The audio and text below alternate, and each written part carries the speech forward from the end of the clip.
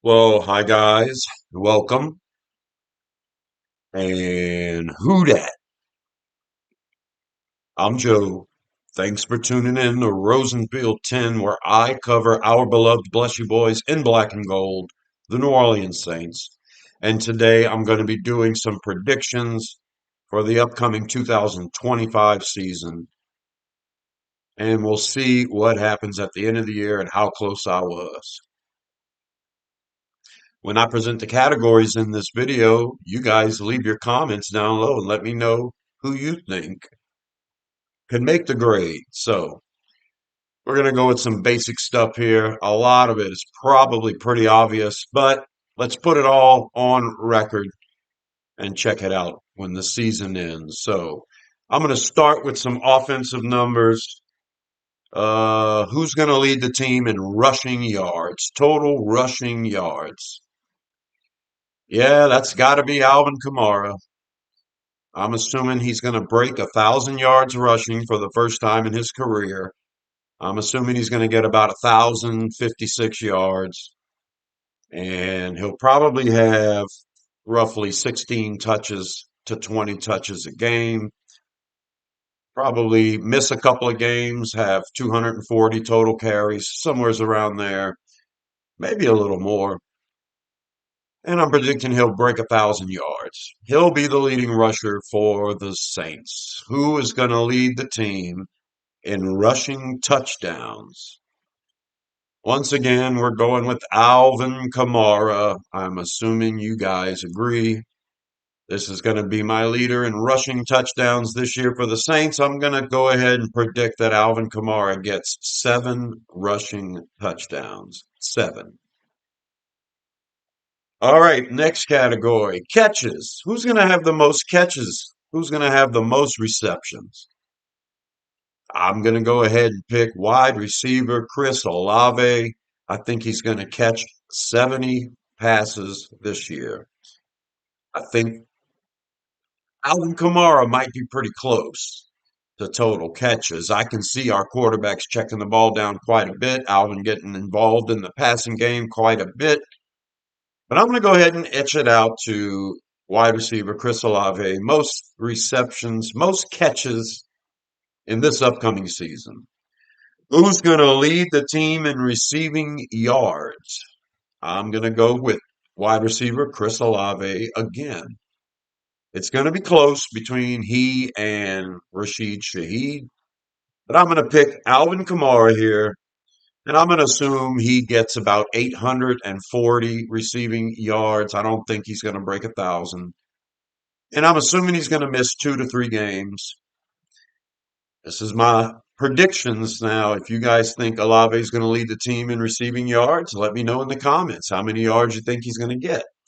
Is he going to break 1,000 yards? Is he going to stay healthy? Because if he plays all 17 games, he will break 1,000 yards. I just don't think that that's in the cards. Who's going to lead the team in receiving touchdowns? I've got Olave for catches and Olave for yards. But I'm going to give receiving touchdowns to Rashid Shaheed, wide receiver. I think he's going to catch 6 touchdowns. I think Chris Olave is going to catch 5. Yeah, I think Alvin Kamara will probably get 4. I'm thinking Juwan Johnson might get 5. I'm going to go ahead and give the nod to Rashid Shaheed.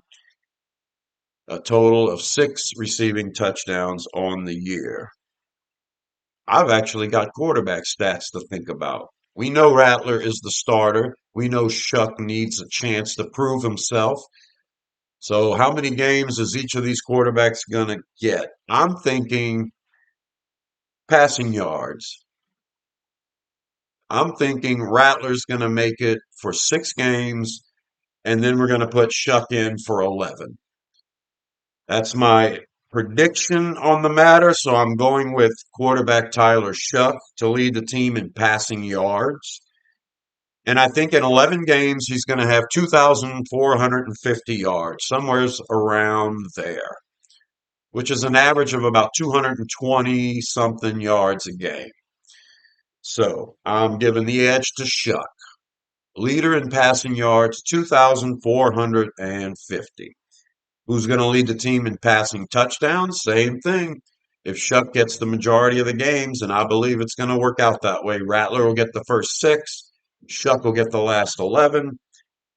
Passing touchdowns, I'm going with quarterback Tyler Shuck, and I'm going to predict Shuck throws 17 touchdowns in 11 games. He's going to have to show a lot of improvement throughout the season and a lot of improvement over his preseason numbers if he's going to get 17 touchdowns in 11 games. That's roughly a touchdown and a half per game.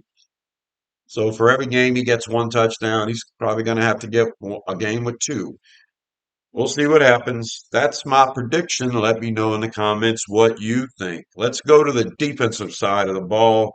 Who's going to lead the team in sacks this year? I think this one's pretty obvious. Although I was flirting with the notion of giving it to Demario Davis, who is a very good pass rushing linebacker. But I decided we're going to have pressure coming from all over the place all year long. I want to pick somebody who's coming after the quarterback on practically every play, and that's going to be edge rusher Chase Young. He's going to have his career high, a season career high, but it's not going to be outstanding. His career high is 7.5. I've got Chase Young pegged to get eight sacks this year, and that'll lead the team. Who's going to lead the team in interceptions? I think this one might be a little variations going on between everyone commenting, but some of you might be leaning towards Julian Blackman, the safety who seems to have a nose for the ball, got a bunch of interceptions in training camp, solid veteran, looks like he's going to fit on the team right away and perfectly. And yeah, I'm going with Julian Blackman, safety, to lead the team in interceptions. And I'm going to factor that he'll have six, usually four, can lead this team. Tyrann Mathieu led the team in interception the 3 years he was here. And I think he got four 1 year, three 1 year, and then four another year, something like that. So if Blackman gets six, that'll be rare in these parts. It'll be nice. All right, who's going to lead the team in tackles? That one is probably unanimous. I'm going with linebacker Demario Davis, and I'm assuming he's going to have 100 plus tackles like he usually does, total tackles. And he may not get the career high he had last year, but he'll get over 100 tackles, and it'll lead the team. Pete Werner is going to be right there with him. I think Pete Werner's going to be really close, but I'm giving it to Demario.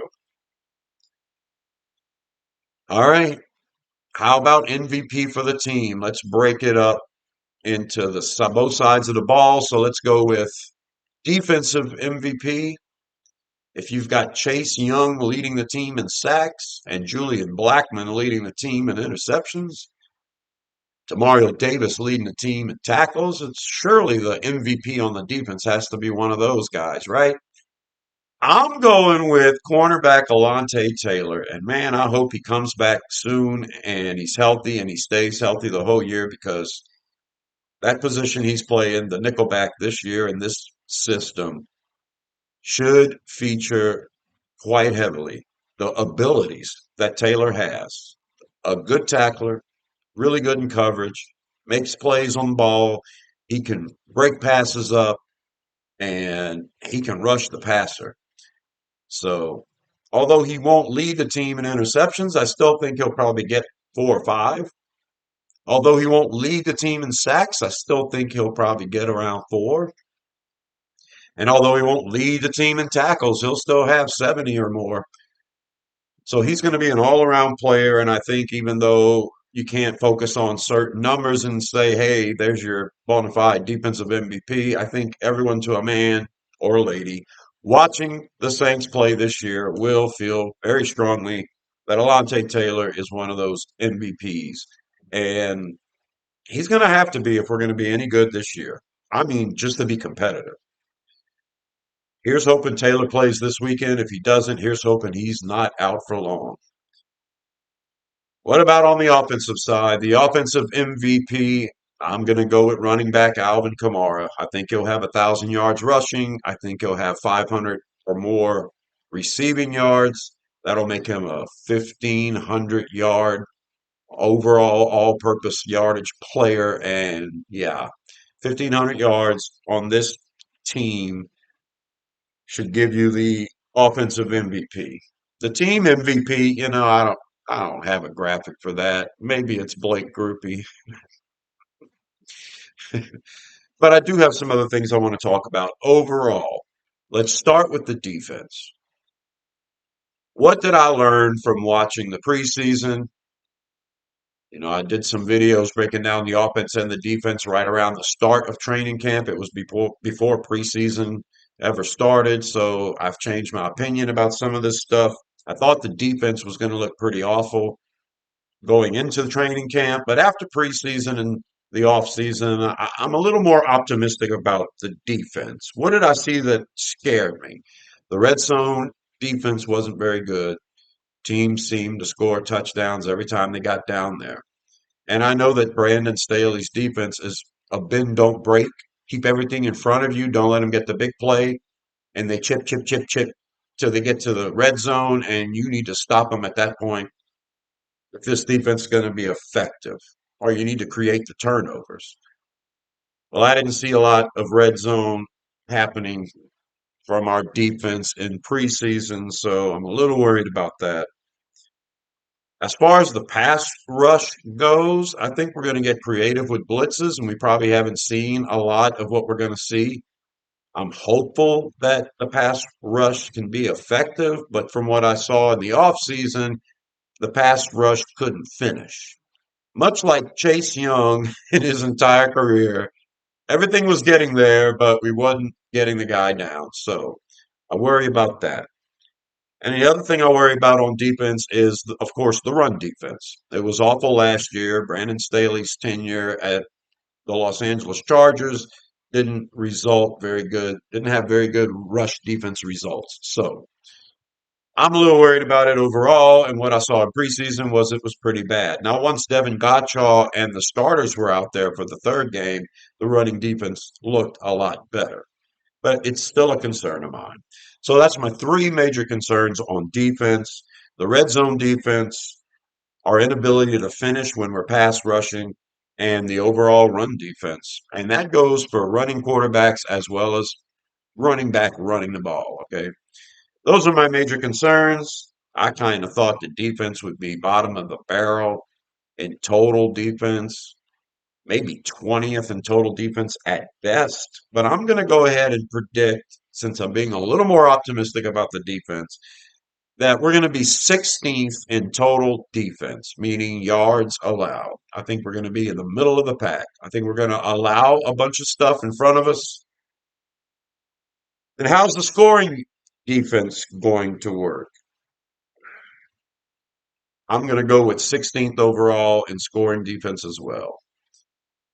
I think that I'm a little nervous about the red zone. So, yeah, we're going to be right in the middle of the pack. 16th in total defense, 16th in scoring defense. Let's look at the offense and see what's going on there. The things that concern me in the offseason and in preseason, number one for the offense, it was the lack of touchdowns. That was pretty awful. What, two touchdowns all preseason? Come on, guys, three games, something like that. I mean, your starters and your primary backups. We just didn't see a lot of stuff happening in the first half of these games. So, touchdowns scored in the second half of these preseason games. You take it or leave it. It's like watching the fifth rated team in college play some college you never heard before. Yeah. Are you sure they're any good when they're winning against that kind of competition? That's what I'm talking about. Lack of touchdowns for the offense. The second thing on offense that bothered me was the lack of depth on the offensive line. It was an issue last year, and it seems like it's going to be an issue this year. As a matter of fact, We're going into the regular season with two offensive linemen we haven't even seen play for this team yet. So that's pretty scary. And the third thing on offense that bothered me, I would say the quarterback play, but I think the quarterback play was fine. It was our inability to get a running game going overall. So yeah, on defense we can't stop the run, and on offense it didn't seem like we were running the ball very good. So that's what I've gleaned from preseason and my overall thoughts after the offseason. The offense worries me because of the lack of touchdowns, the lack of depth on the offensive line, and the lack of running game. How are we going to rank on offense? I did a video before preseason started saying because of Kellen Moore and my hopes that the quarterbacks would work out pretty good, I thought we would at least be in the top 16 in offense. Maybe be good enough to break the top 10. Remember, Kellen Moore as an offensive coordinator was in the top 10 in 3 of his 4 years, 4 of his 5 years, maybe the top five. I think I think he was in the top five in 4 of his 5 years as an OC. So I'm expecting a lot from this coaching staff. I'm expecting a lot from Kellen Moore. But I'm not expecting a lot from this particular offense as it stands right now with these young quarterbacks. I'm going to go ahead and say for total offense, meaning yards, we're going to rank 16th, right there, right at the middle, just like the defense. Scoring offense, I got to go a little lower than that. I'm going to go with 20th for scoring offense. That's where I'm at on the overall predictions. Overall, what's bothering me? It's the lack of experience at quarterback, the young guys. Overall, the team had a bunch of penalties. Not a lot in the last preseason game, but enough in the first two for me to worry about that. And of course, the scoring offense in general. Like I say, if the defense can improve on any aspect, turning the ball over, but if they do bend, don't break, improve your red zone defense. If the defense can do those things, if we can get to the quarterback, not just pressure him, but sack him, and if we can turn a corner and stop the run, there's a lot of things we could do to improve where I'm predicting this defense will end up, which will be 16th. So we improve any of those 4 or 5 things and we'll be better than 16th. I do have optimism for the defense from what I've seen in that last game with the Stars, but we'll see. On offense, though, it's going to take Kellen Moore coaching out of his mind and you know, finding a way to for this team to be productive. I think Kellen Moore can do it. If you have a quarterback who's going to produce the way our quarterbacks do, then I think he's the kind of guy that can figure out a game plan. When it's all said and done, nobody's going to the Pro Bowl, but maybe we find a way to win some close games. Remember, our schedule's not that difficult. We just have to play a lot better than the nation's predicting us to. What's my final prediction on a overall record? I'm going to say, probably optimistically, that the Saints will finish 7-10. Most people are going with 4 wins, 5 wins, 6 wins. A lot. Personally, I think a lot of it is, and I don't know, I'm not doing it, but you want the Saints to have a bad record so we can have a good draft pick next year. The worst thing you want is for us to be middle of the pack, have an awful draft pick and still be not good enough to beat really good teams. But I think that's best case scenario for this first year Kellen Moore led Saints team. The roster is very young. We have 11 rookies on this first 53. This regular season game, the 53 we've got going into this first regular season game has 11 rookies on it out of 53 players. That's wild. I think we were the oldest team last year, and this year we are certainly in the middle of the pack, youngest team. We've improved that much. And yeah, these guys are going to have to play lights out if they get a chance to play at all in order for us to improve on a 4 win, 5 win kind of situation. But I look at our schedule and say we can win a lot of those games. It's up to Kellen Moore. It's up to the quarterbacks to improve. Kellen Moore to call the right scheme for the defense to play out of their heads. And we can finish with a 7-10 record. That's not going to get us in the playoffs. That's not going to win us the division. And it's certainly not going to give us the first overall pick in the draft. But that's my predictions. Let me know in the comments what you think. I'm Joe. Thanks for watching and tuning in to Rosenfield 10. And until the next one, I'll talk to you later. Who dat?